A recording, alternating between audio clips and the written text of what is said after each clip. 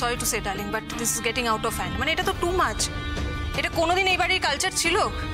আর সত্যি কথা বলতে আমি আকাশকে দোষ দিই না, কারণ ও কখনো এরকম ইনডিসিপ্লিন কাজকর্ম করেনি। এই সব কিছুর জন্য দায়ী মাটি। ওই লিডার এই সব কিছুর। মাটিকে কোনো কথা বলো না মাম। কাল রাতে যা হয়েছে সেটাতে ওর কোনো দোষ নেই। আর ডিসিপ্লিনের কথা তুমি আমাকেই বলতে পারো, কারণ আমি কিন্তু আগেও খুব একটা ডিসিপ্লিন ফলো করতাম না। আর তাছাড়া কাল রাতে মাটি আমার জন্যই বাইরে বেরিয়েছিল, ওর কোনো দোষ নেই মা।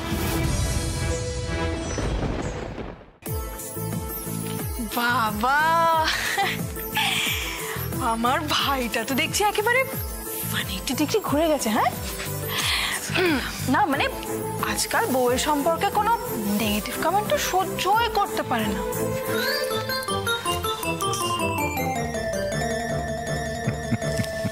তুমি হাসছো?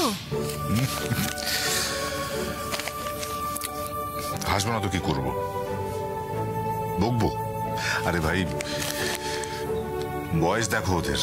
প্রথম কথা সকাল সকাল বকবো কেনই বকবো? এরকম বয়সে এরকম অনেক কিছু হয়। মানে তুমি জিনিসটাকে প্রশ্রয় দিচ্ছ ডার্লিং? আমি প্রশ্রয় দিচ্ছি না রিম। এক্সকিউজ মি, পার্সেল আছে।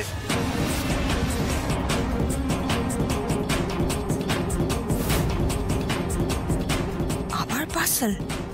মানে আবার আমাকে ব্ল্যাকমেল করার জন্য? দাঁড়াও, আমি দেখছি, দাঁড়াও।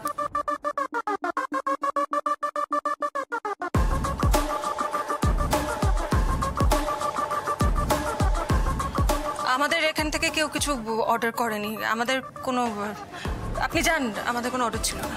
না ম্যাডাম, এই ঠিকানাতেই পার্সেলটা আছে। আরে কি মুশকিল, বলছি তো এখান থেকে কেউ কিছু অর্ডার করেনি। অদ্ভুত তো। আপনি আসুন, প্লিজ আসুন। রিম, কি হলো? কি হয়েছে? কিছু না, তুমি আবার উঠে আসতে গেলে কেন? আপনাকে দাঁড়িয়ে থাকতে বললাম? প্লিজ আসুন। থ্যাংক ইউ, বাট আমরা কোনো অর্ডার করিনি কিছু। কিন্তু ম্যাডাম পার্সেলটা কোনো কাম। তুমি তাড়িয়ে দিচ্ছ কেন ওনাকে? কোনো দরকারি পার্সেল তো হতে পারে।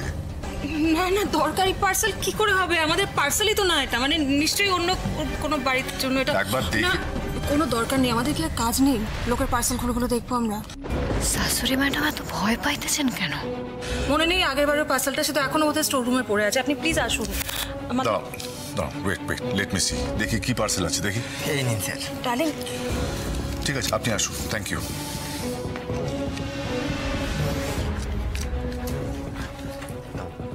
ড্যাড, কি এগুলো?